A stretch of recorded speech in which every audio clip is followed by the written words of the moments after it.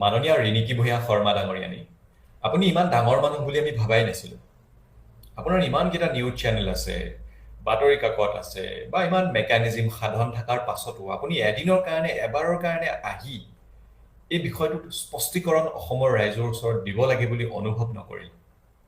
এই কথাটোত আমি আচৰিত পালোঁ। আপোনাৰ কোনোবা বিশেষ ব্যক্তিৰ কথাত মানহানি হৈছে বুলি আপুনি অনুভৱ কৰিছে, কজ অফ একশ্যনে ৰাইজ হৈছে বুলি ভাবিছে, তাৰ পাছত আদালতৰ ওচৰত মানহানি গোচৰ দিছে, তাত আমাৰ একো ক'বলগীয়া নাই। সেইটো সকলোৰে অধিকাৰ। কিন্তু যিবোৰ বিষয় পাব্লিক ডমেইনত আহিছে, যিবোৰ অভিযোগ উত্থাপন হৈছে, আপোনাৰ গল্ডেন থ্ৰেড অফ আছামৰ লগত নৰ্থ ইষ্ট ফেষ্টিভেলৰ সম্পৰ্ক কি, বা তাত এটা ফেশ্বন শ্ব'ৰ কথা উল্লেখ হৈছে, নাইবা শ্যামকানু মহন্তৰ পত্নীৰ লগত আপোনাৰ কিবা বিজনেছৰ কথাও অভিযোগ উত্থাপন হৈছে, পাব্লিক প্লেটফৰ্মত আছে।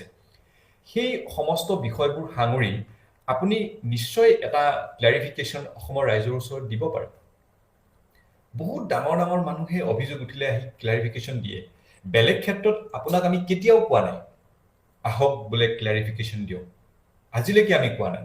কিন্তু জুবিনদাৰ মৃত্যুৰ বিষয়টোতো সুকীয়া, জুবিনদাৰ বিষয়টোতো সুকীয়া। এই বিষয়টোত যিহেতু অভিযোগবোৰ উত্থাপন হৈছে, আপোনাৰো নিশ্চয় এগৰাকী জুবিন অনুৰাগী বা অসমীয়া হিচাপে দায়িত্ব বনে যে অসমৰ ৰাইজৰ ওচৰত যাওঁ, কথাকেইটা হয় নে নহয় আপুনি আহি ক'লেই হ'ল।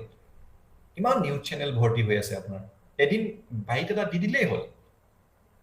কাৰণ অসমৰ ৰাইজে জানিব লাগিব অভিযোগবোৰ যিহেতু আহিছে সেইবোৰ সঁচা মিছা আদালতত প্ৰমাণ হ'ব, বা ইনভেষ্টিগেশ্যন এজেঞ্চিয়ে যিবোৰ ইনভেষ্টিগেটিভ এজেঞ্চিজ আছে তেওঁলোকে চাই লওক। কিন্তু ৰাজহুৱা দায়িত্ব আপোনাৰ আছে, কাৰণ আপুনি অসমৰ মাননীয় মুখ্যমন্ত্ৰী ডাঙৰীয়াৰ পত্নী। জীৱনকালটোত বহুত